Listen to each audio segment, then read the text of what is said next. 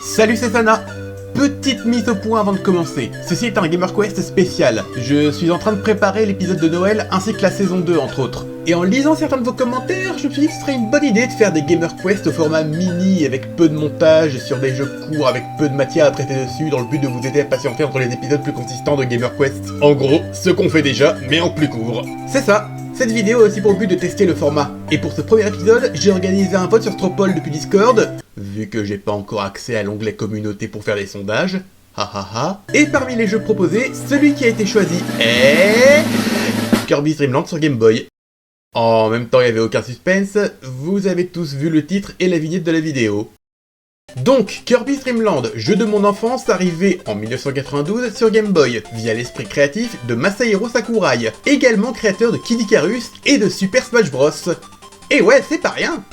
Le jeu prend place à Dreamland, monde paisible et enfantin gouverné par le roi Dadidou, qui un jour, pris d'une soudaine fringale cosmique, décidait de voler toute la nourriture du pays pour se faire un petit goûter perso. Et ouais, on parle déjà de la haute société qui garde tout pour elle et laisse le petit peuple dans la famine. Ça commence bien pour un jeu tout mignon et innocent. C'est donc à Kirby d'aller défier le roi Dadidou pour récupérer la nourriture. Le jeu commence dans le plaine de Green Green et on fait la rencontre de Kirby. Ne vous laissez pas avoir par sa petite trogne, cette petite boule est un vrai trou noir sur pattes qui engloutit des dieux et des entités cosmiques au petit-déj. Même ses soupirs sont destructeurs. Waouh, je suis bien content qu'on soit pas ennemis, dis donc.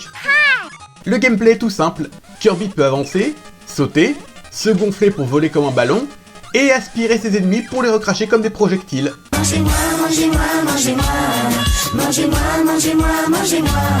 Le premier niveau se passe tranquillement, on a bien un mini-boss à vaincre en lui renvoyant ses bombes sur lui, et on arrive vite au premier boss, Wispywood, que l'on doit vaincre avec la méthode Aladdin. Mangez des pommes!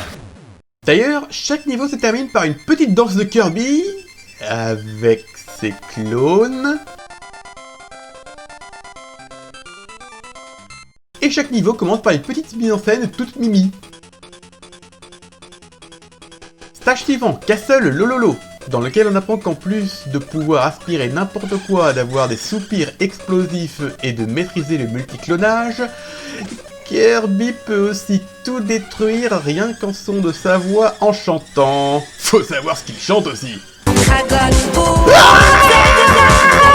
Il faut savoir qu'à l'époque, Kirby n'avait pas encore sa célèbre capacité consistant à copier les pouvoirs des ennemis qu'il avale, mais même sans ça, le jeu reste très facile. Le second boss est Lolo et Lala, venant du jeu Lolo sur NES. Donc encore un méchant de jeu qui a son propre jeu, avant même d'être un méchant de jeu. Non mais qu'est-ce que vous avez de plus que moi, hein? Vous êtes même pas dans Smash.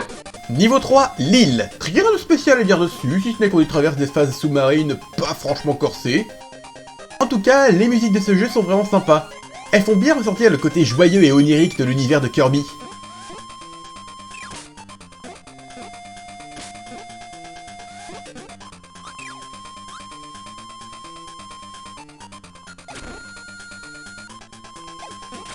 Et le boss est un dirigeable qu'on affronte dans une phase de shoot'em up.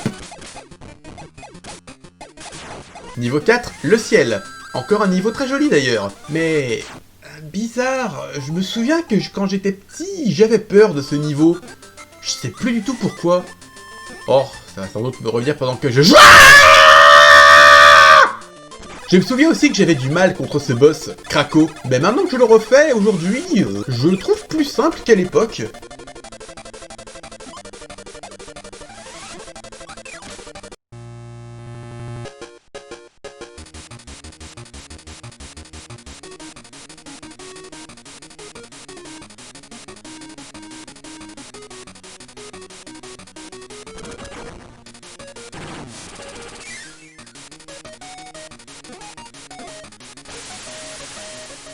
Enfin, dernier niveau, le château du roi Dadidou, qui consiste à retraverser des morceaux des anciens niveaux pour revaincre tous les boss. Super, très original.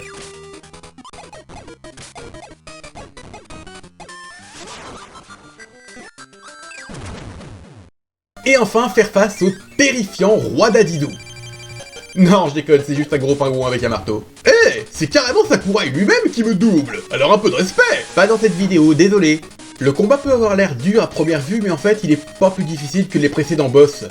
Il faut juste éviter ses attaques et aspirer les étoiles qu'il lâche pour les lui renvoyer et c'est fini. Kirby se transforme en montgolfière pour redonner toute la nourriture aux habitants de Dreamland, et ainsi mettre un terme à la faim dans le monde. Kirby's Dream Land donc, un petit jeu très sympathique, très facile et très court cela dit. On peut le finir en moins d'une demi-heure sans être un speedrunner. Ce jeu aura d'ailleurs un remake sur Super Nintendo dans Kirby Superstar, une compilation d'aventures de Kirby, et dont je songe à présenter un futur vrai épisode de Gamer Quest. Affaire à suivre donc. Pour l'instant, je suis impatient d'en savoir plus sur le prochain opus des aventures de notre petite boule rose annoncé lors du dernier Nintendo Direct et intitulé Kirby et le monde oublié. Oui, le jeu est très facile, mais tu savais qu'on pouvait y jouer en mode difficile en appuyant sur O, Select et A depuis l'écran titre?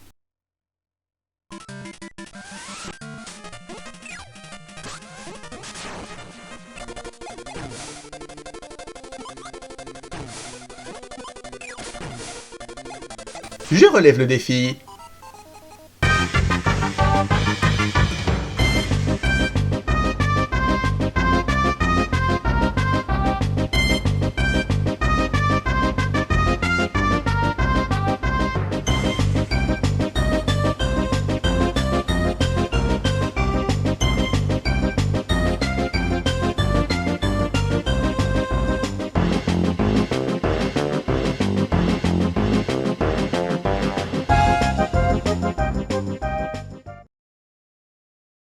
Au fait, Kirby est blanc à l'origine.